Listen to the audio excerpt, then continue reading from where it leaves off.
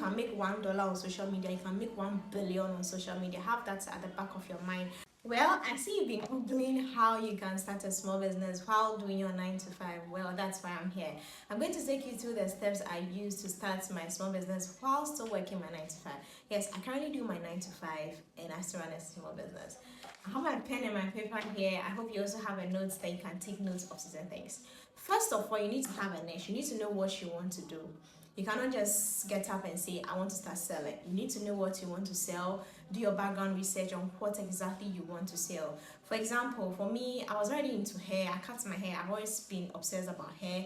I cut my hair. I started growing it again.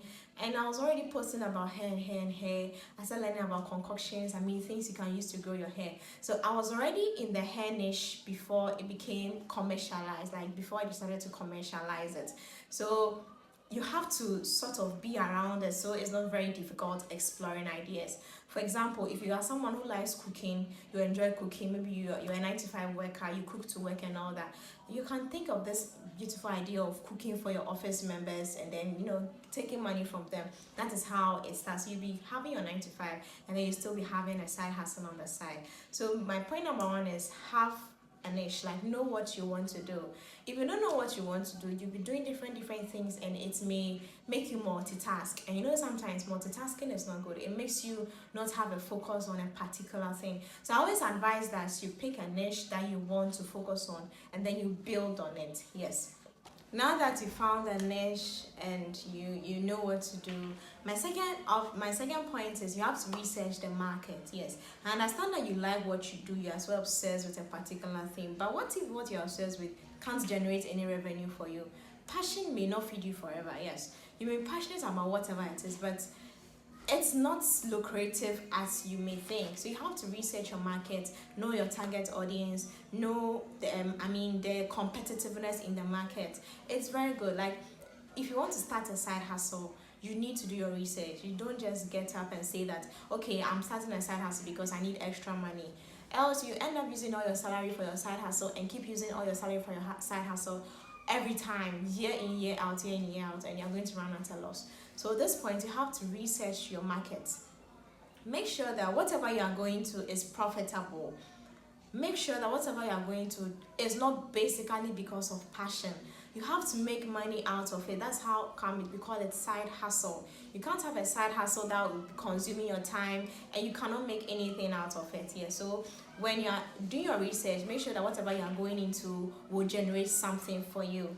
So for just brushing through, the first one is have a niche. When you get a niche, you make sure that your next point is that you have research on your niche and know how lucrative your niche will be.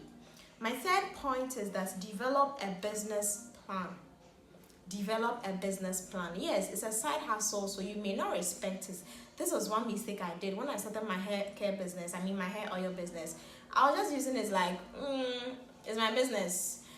You can contact me, and if I don't feel like selling, I'm like, I don't have orders. I'm out of stock. Meanwhile, I have oil, I have everything available. I'll just lie to you. I didn't have a business mind. If I didn't have a business mind, all I had was a personal business and I didn't owe anybody anything, any accountability or anything. So I was just doing it like the way I would or like the way I wanted. I didn't really take it as a business. I just took it like, you know, it's something extra that I get on the side. I only became serious if I'm broke. So if let's say my salary came and then I spent it excessively or I spent it lavishly and I could see from afar that I'll be getting broke. That's when I start posting my business. Okay, buy from me. You know, you get what I mean. You have to have a business plan. These are regrets that I don't do anymore. That's why I've come here so you don't repeat the same mistake. Yes, you have to have a business plan and a business mind. Please have a business mind. If you have a business mind, it's really helpful because you're always business minded. If you don't have oil, you're thinking of when to buy your next stock. You're thinking of looking for cheap raw materials, looking for cheap inventory and all that. That's you having the business mind. I didn't used to care. If you tell me that your empty bottle is let's say $5, and I don't even calculate how much I'll get from that bottle if I did it. I was just running a business. Yes, so you have to have a business plan. There are so many resources online on how you can track your expenses and all that. My third point is that develop a routine. Yes, develop a routine. If you work 9 to 5, it means that 24 hours is not yours. Half is for your boss and then half is for you. If you don't develop a routine, you end up using all the 24 hours for your boss, or you use all 12 hours for your boss and then the rest of the 12 hours to sleep and rest because you don't have a routine. But if you have a routine, for example, for instance, if you decide to, whatever product you are into, whether it's clothes, hair oil, anything you are doing, you have to build a routine that, okay, I'm making a new batch every Friday, I'm making a new batch every Saturday, I'm making a new batch every Sunday. This is really going to guide you through the process, the entire process. So for me, I don't work on weekends, so I usually make new batches on weekends, yes. I mean on Saturdays or Sundays, and it helps me film. But then if I coincidentally run out of stock within the week, then when I close from work, I come and make a new batch without filming, because that one I'm doing it out of in a rush, so I don't film and all that, yeah. But then on an average, I do my batches within during the weekend. So if I don't have raw materials, I get them during the weekend and all that. So you have to build a routine, else you end up regretting not doing anything during the week or during your free period. Yes, so just summarizing the steps. The first one, you have to have a niche, know what you want to go into. The second one is you have to research your market. Is your market going to be lucrative? The third one is you have to develop a business plan. You have to have a business mind. And the fourth one is you have to develop a routine, which is very, very important. The fifth one is you have to leverage your skills, leverage your existing skills. For example, for me, naturally, I am able to market, I'm able to convince people that they need to try this because this thing has helped me, yes. So it is a skill I already have. Additionally, I already have content creation skills. I know how to edit, I know how to, play around with the camera, play around with lights and all that. So these are already existing skills I already have. So I have to leverage on that. I'm not going in for a side hustle that will have to make me learn a whole new thing. Like the learning process may even waste half of the year or half of my time. So you have to leverage your skills. Imagine going for a side hustle where you are teaching people how to edit videos. Meanwhile, you have no idea how to edit videos. You understand? But then you know how to write. So why don't you start with teaching people how to write instead? Get something from it. While you're making money, you can just use that that knowledge to upgrade yourself into learning how to edit videos so you can help other people. Yes, so please leverage on your existing skills. So for instance, with me and my herbal care business, I'm leveraging on the skill that I know how to use content creation. So my whole business is on content creation because I don't have a physical store. I'll be showing you how my products are, then you have an idea of how I do my stuff. Yeah, so leverage your existing skills. I know how to edit my own videos, I know how to film my own videos, I know how to like the skills I already have. I'm not going to get a new model to do everything for me. I'll end up running at a loss. Yes, my sixth point is build an online presence. This also follows with the leveraging your existing skills. For me, I mentioned earlier that I was already a content creator before I entered into business. Like I commercialized my herbal care business. Leverage social media. I don't have a physical store, so where are people going to see my products? On social media, of course. Don't say that for me, I don't know how social media works, I'm not into social media, I don't want people to see me. You have to be ready to look funny if you want to make money, like seriously. Because I see my colleagues see my videos online, I'm like, oh dear Lydia, I saw you on Facebook. I'm like, oh yeah, I know, thank you. I may look funny on Facebook, but then I'm getting money out of it. Yeah, so you have to leverage social media, build an online presence. Social media is free, but then you can make so much money from it, especially with regards to your business. I've seen businesses make millions, billions on social media. Yes. If you can make $1 on social media, you can make 1 billion on social media. Have that at the back of your mind. So that is the mentality that you should have with your business, especially if you don't have a physical presence. So your room, the corner of your room, if it's clothing you are going into, you get yourself something small, a mannequin, take your pictures, you post consistently on social media. You are building an online presence, you are building trust, you are replying to comments. Yes, that is how people will get to know you. My seventh point is Have a marketing strategy. Yes, that's my 7th point. Have a marketing strategy. You don't just make a product and expect that the product will market itself. No, my dear, no, darling, it doesn't work like that. You have to have a marketing strategy. A marketing strategy could be that, okay, you advertise solely on TikTok, and how are you advertising? Have you studied the social media, how people market their products?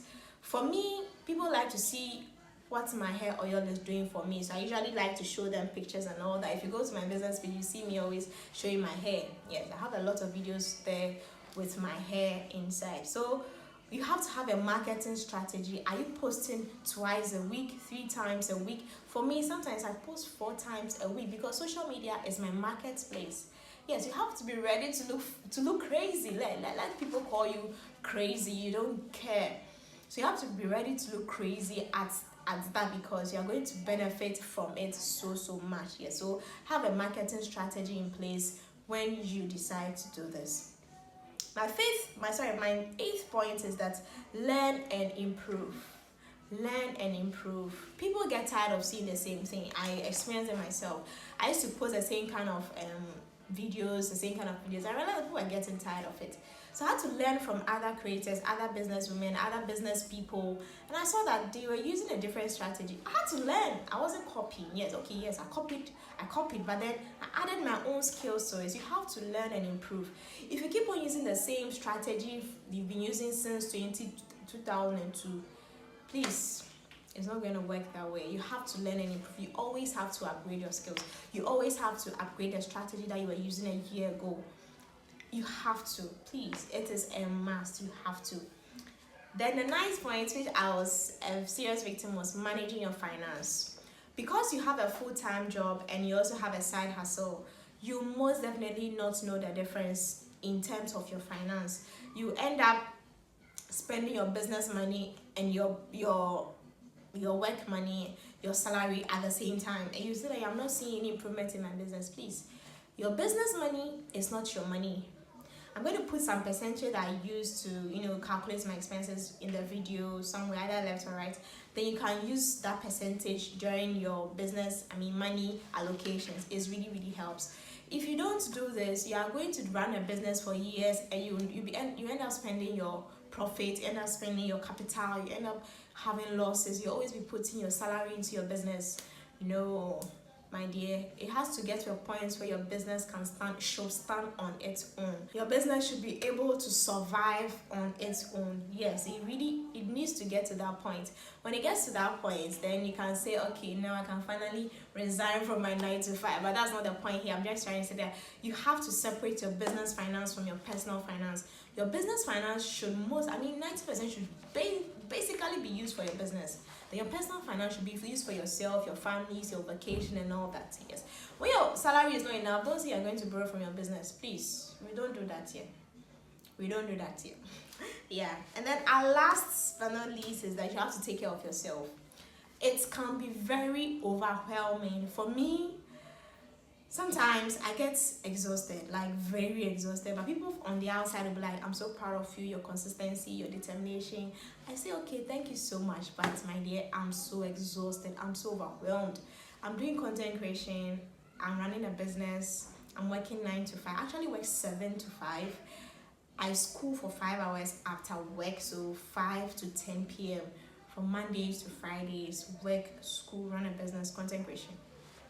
The only thing that helps me is that I don't have a child, so I don't have any responsibility. That's the only thing that I'm always thankful about, because imagine having a kid. I don't think I could be able to do this, but then I'm a woman, so yes, definitely I'll be able to do it. So take care of yourself. Being present on social media alone is exhausting. Imagine adding business, adding content creation, adding acting in front of the camera and all that. Please take care of yourself, and your business is going to take care of you. Yes. So one thing I also want to add is that depending on the nature of your work, in building a routine, for me, my work is very flexible. I would say that I only go to work to sit down. That is my work. So I cannot compare my schedule with someone who has a tedious background. Your work involves calculation. Your work involves going to the field, going to this, going to that. I will not compare myself, but something that will help me is planning. I mean, something that can help you is planning. If you're able to plan very well, everything will be seamless. It wouldn't even look like you're working and you're selling, or you're working and you're running a business. Yes, everything is going to be seamless. So for me, what I do is that I film. I do YouTube as well, so I do YouTube too, sometimes weekends. I'm filming this video around, it's 6:57. Yeah, I know it's turned upside down. It's 6:57. I closed from work at 5. I got here around 6:15. I started the video. I'll finish the video. I'll do other stuff. That is me. I'm tired, but then I have to do it. So maybe your work may be tedious. You'll be so tired when you get home. I wouldn't say do what I'm doing. Maybe you can use the weekend. You can use an off day, and when you're using the weekend, make sure you're batching it. You're batching content. Yes. So for me, during the weekend, I can film like 10 videos, and then when I go to work during the weekdays, I edit, I upload, I edit, I upload, I edit, I upload. I hope this will help you if you decide to copy anything.